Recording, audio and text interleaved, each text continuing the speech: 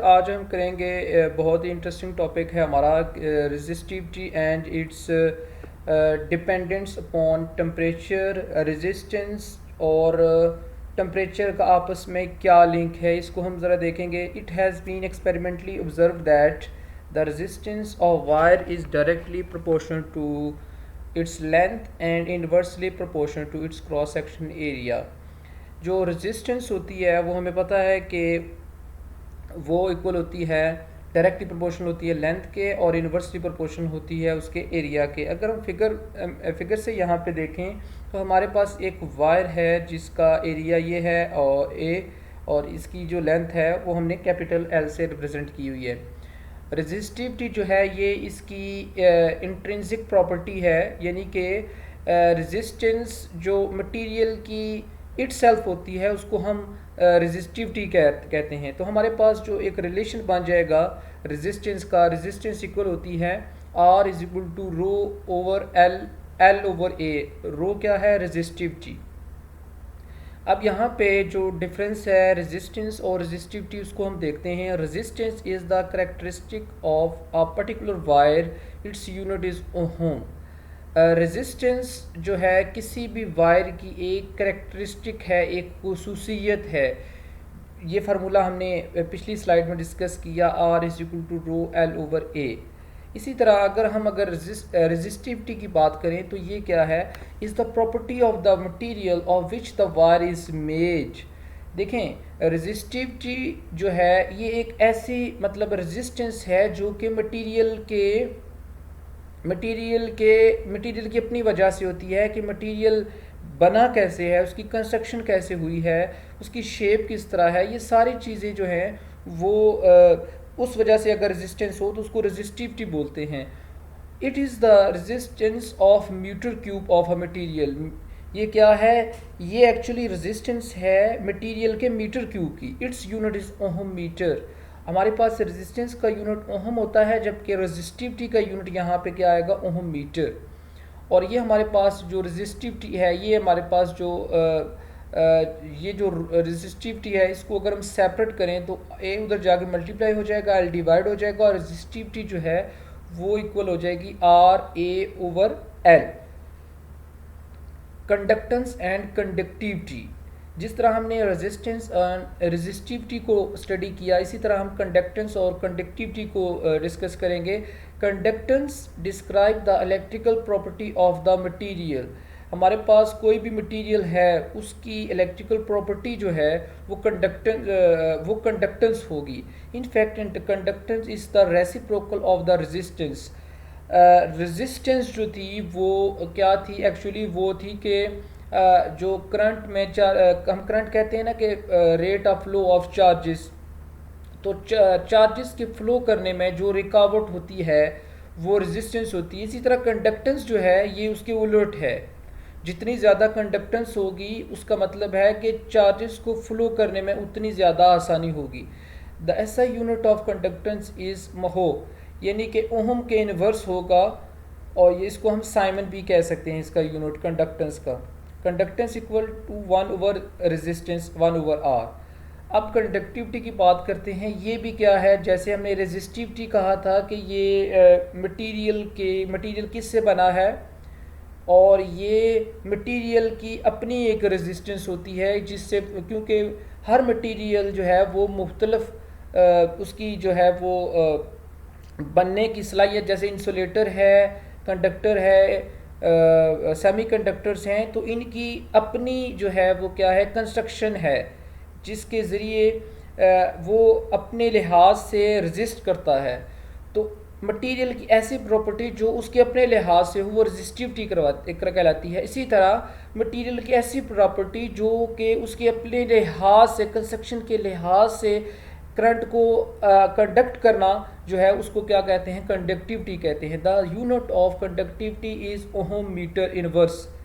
जैसे रेजिस्टिविटी का यूनिट था ओहम मीटर, लेकिन चूंकि कंडक्टिविटी रेजिस्टिविटी का रेसिप्रोकल है सो इसका यूनिट जो है उसके ऊपर क्या आएगा? माइनस का साइन आएगा। और इसका फार्मूला होगा सिग्मा 1 ओवर ये रो क्या है? रेजिस्टिविटी है और सिग्मा क्या है? Conductivity. Resistivity of substance and temperature. यहाँ पे हम देखेंगे कि रेजिस्टेंस और टेम्परेचर का आपस में रिलेशन क्या है। देखिए हमारे पास एक हमने कोई भी पीस लिया है, चाहे वो कंडक्टर की बात अगर हम करें, कंडक्टर की बात करें तो यहाँ पे आपको फ्री इलेक्ट्रॉन्स नज़र आ रहे हैं ब्लू कलर में, और रेड कलर्स में हमारे पास एटम्स हैं। तो आप देखें ये जो फ्री इलेक्ट्रॉन्स हैं ये रैंडमली मूव कर रहे हैं, लेकिन अगर ये जो फ्री इलेक्ट्रॉन्स हैं इनको हम टेम्परेचर इनका इंक्रीज़ करें तो इनका बिहेव किस तरह का होगा वो हम देखते हैं। The resistance offered by the conductor to the flow of electrical current is due to collision which the free electrons encounter with the atoms of the lattice। कह रहे जब भी हम करंट की बात करते हैं तो करंट जो है जब भी फ्लो करती है, यानी कि उसमें जो इलेक्ट्रॉन फ्लो करते हैं, तो उसमें क्या होता है, जो फ्री इलेक्ट्रॉन्स हैं वो एटम के साथ क्या करते हैं, एनकाउंटर होते हैं, कलिजन होती है, जिसकी वजह से रेजिस्टेंस प्रोड्यूस होती है। As the temperature of the conductor rises, the amplitude of the vibrations of the atom in the lattice increases।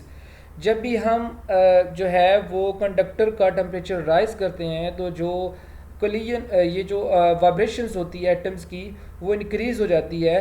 सो इससे क्या होता है, the probability of the collision with electrons also increases. तो एटम्स और free electrons की जो collision है वो इंक्रीज़ हो जाती है। So the resistance of the conductor increases. तो जो कंडक्टर की रेजिस्टेंस है वो इंक्रीज़ हो जाती है। टेम्परेचर कोफिशिएंट ऑफ रेजिस्टेंस किसे कहते हैं? देखें एक्सपेरिमेंटली हमने ये देखा है कि the change in the resistance of metallic conductor with temperature is found to be nearly linear over a considerable range of temperature above the below 0 degree centigrade. हमने ये देखा गया है कि बास कंडक्टर में टेम्परेचर के साथ साथ उसकी जो रेजिस्टिविटी है वो लीनियरली इस तरह से इंक्रीज़ हो रही होती है, और इसमें स्लाइटली चेंज आता है। देखें 0 डिग्री के बाद यहाँ पे एक थोड़ा सा चेंज आया है। अब इसको हम डिफाइन कैसे करते हैं? Over such a range the fractional change in resistance, जो मामूली सा चेंज आता है रेजिस्टेंस पर केल्विन के लिहाज से, उसको हम कहते हैं टेम्परेचर कोफिशिएंट ऑफ रेजिस्टेंस, और इसका फार्मूला होता है अल्फ़ा। अल्फ़ा जो है वो रिप्रेजेंट करता है टेम्परेचर कोफिशिएंट ऑफ रेजिस्टेंस को, जबकि ये इक्वल होता है R T minus R not over R not multiply by T. अब आर नॉट क्या है? R not this is the resistance when temperature is at 0 degree centigrade, और आर टी क्या है? Resistance at temperature T. जब भी 0 से ज़्यादा होगा तो उसको हम टेम्परेचर लिखेंगे resistance and temperature T. Temperature coefficient of resistivity, जैसे हमने कहा था टेम्परेचर कोफिशिएंट ऑफ रेजिस्टेंस, इसी तरह हम कहेंगे टेम्परेचर कोफिशिएंट ऑफ रेजिस्टिविटी। इसमें फ़र्क क्या होगा कि आर टी और आर नॉट की जो वैल्यू होती है एक्चुअली वो हम पुट कर देंगे हमारे जो फार्मूला था आर टी में, आर नॉट में और आर नॉट में। तो हमारे पास क्या आ जाएगा, तो आर की जगह बस रिप्लेस करेंगे तो हमारे पास रेजिस्टिविटी का फार्मूला आ जाएगा। बाकी सारी जो है वो वही चीज़ रहेगी, टेम्परेचर वही रहेगा और अल्फ़ा भी वही रहेगा, लेकिन इस सारी टर्म को हम थोड़ा सा चेंज कर देंगे। रेजिस्टेंस की बजाय टेम्परेचर कोफिशिएंट ऑफ रेजिस्टेंस की बजाय हम कहेंगे टेम्परेचर कोफिशिएंट ऑफ रेजिस्टिविटी।